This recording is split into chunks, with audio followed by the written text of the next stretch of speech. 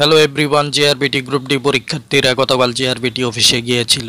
তাদের দাবি ছিল অতি দ্রুত যেন JRBT group D merit list প্রকাশ করা হয়, কারণ দীর্ঘ 4 বছর পার হয়ে এখন প্রায় 5 বছর হতে চলেছে, কিন্তু এখন পর্যন্ত JRBT group D recruitment process complete করা হয়নি। অন্যদিকে জেআরবিটি গ্রুপ সিরা চাকরি করছে, আর গ্রুপ ডি প্রার্থীদের মেরিট লিস্ট প্রকাশ করার দাবি নিয়ে বারবার জেআরবিটি অফিসে যেতে হচ্ছে। 2020 সালে জেআরবিটি গ্রুপ সি এবং গ্রুপ ডি লিখিত পরীক্ষা হয়েছিল। গ্রুপ ডি লিখিত পরীক্ষা কিন্তু গ্রুপ সি পরীক্ষার 2 দিন আগে হয়েছিল, তবু এখন পর্যন্ত কিন্তু জেআরবিটি গ্রুপ ডি প্রার্থীদের কপালে চাকুরি জুটেনি।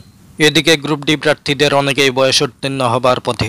এখন প্রশ্ন হলো, জেআরবিটি গ্রুপ ডি প্রার্থীদের বারবার পথে কেন নামতে হয়? এই প্রশ্নটির উত্তরে বলবো, জেআরবিটি কর্তৃপক্ষ যদি মেরিট লিস্ট প্রকাশ করার একটি নির্দিষ্ট সময়সীমা বলে দিত, তাহলে গ্রুপ ডি প্রার্থীদের রোদ বৃষ্টি উপেক্ষা করে বারবার পথে নামতে হতো না।